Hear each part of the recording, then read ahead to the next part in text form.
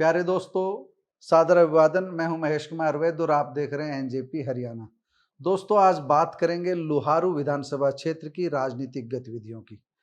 इन गतिविधियों की बात आज इसलिए करेंगे क्योंकि 17 जून को 2 दिन पहले मुख्यमंत्री नायब सिंह सैनी सिवानी आए थे।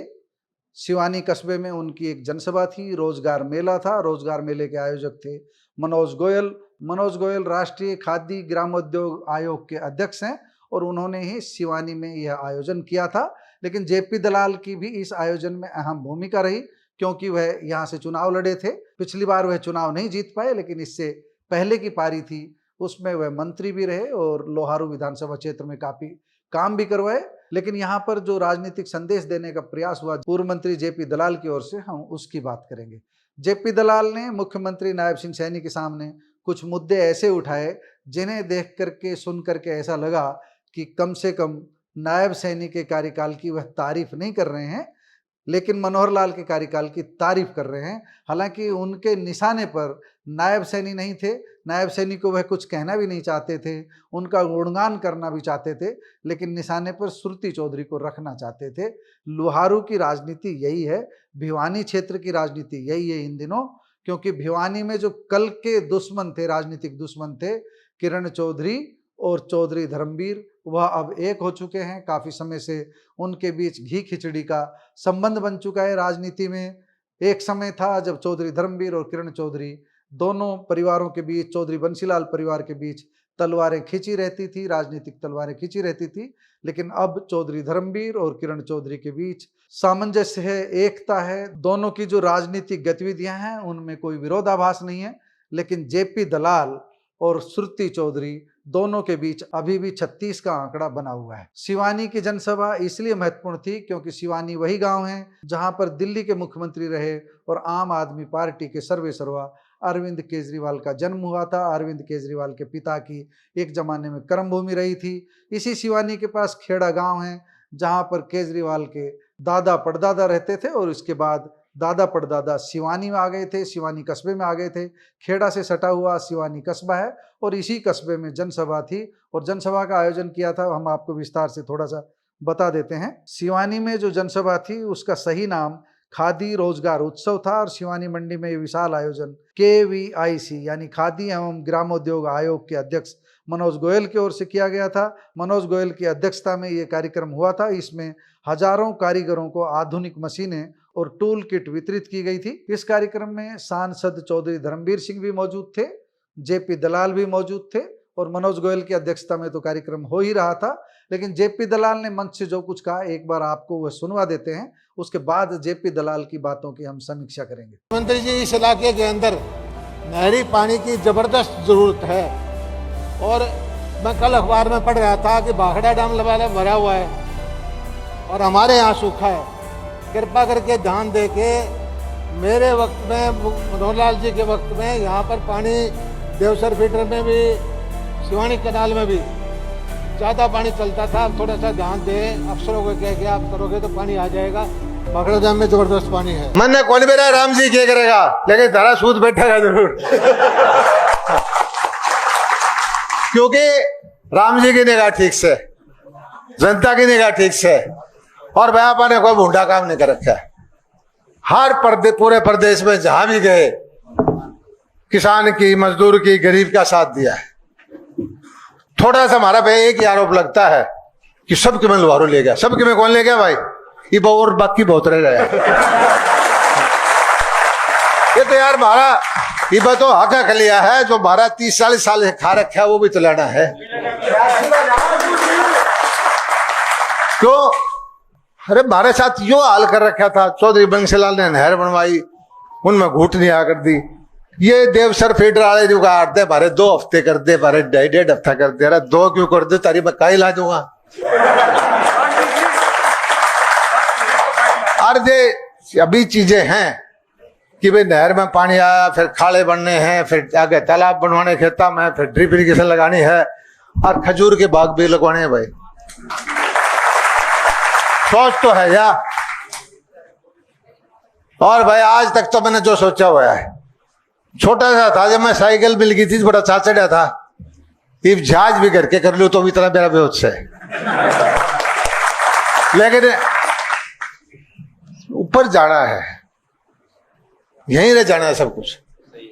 एक एक आदमी की जीवन दशा को सुधारना चाहता हूं। यहां जो है गरीब के चेहरे पर, गरीब के घर में मुस्कुराहट देखना चाहता हूं। हमारे नौजवान रह गए बेरोजगार, इनके लिए रोजगार का प्रबंध करना चाहता हूं और मैं ये चीजें करूंगा। मेरा कोई व्यक्तिगत ध्येय नहीं है भाई, यश लेना था। मैंने आपको जब चुनाव लड़ा था कहा था कि 2-3 साल के बाद पूरे रेड़े में चले जाना, रेल में हो बस में हो, चर्चा कहते लवारू का दाम लेते अगले कान खड़े हो जाएंगे। आप जहां लवारू का बात आते हैं तो एकदम से आप आपके रिश्तेदार भी हैं, यारे भी प्यारे भी, सब देख लो।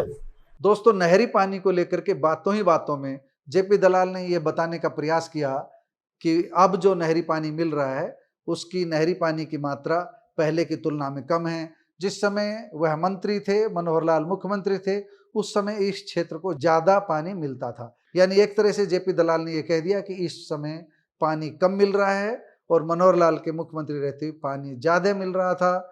लेकिन इसके पीछे जेपी दलाल की मंशा जो थी वह हम आपको बता देते हैं, जो छन छन करके सूत्रों के हवाले से हमारे पास आई। वह नायब सैनी को उल्हाना नहीं देना चाहते थे, वह बताना चाहते थे कि सुरती चौधरी की वजह से लोहारू क्षेत्र के साथ पानी में भेदभाव हो रहा है, जल वितरण में भेदभाव हो रहा है, नहरी पानी के वितरण में भेदभाव हो रहा है, क्योंकि सुरती चौधरी के पास ही सिंचाई एवं जल संसाधन का विभाग है। सुरती चौधरी सिंचाई विभाग की कैबिनेट मिनिस्टर है और लोहारू हल्के से जेपी दलाल चुनाव हार गए थे, इसलिए उन्होंने यह कहने का प्रयास किया कि सुरती चौधरी इस क्षेत्र के साथ भेदभाव कर रही है। ये अलग बात है कि उनकी बातों बातों में ही नायब सैनी भी एक तरह से लपेटे में आ गए और इससे ऐसा संदेश गया कि अब नायब सैनी की सरकार आने के बाद में कि नहरी पानी कम मिल रहा है।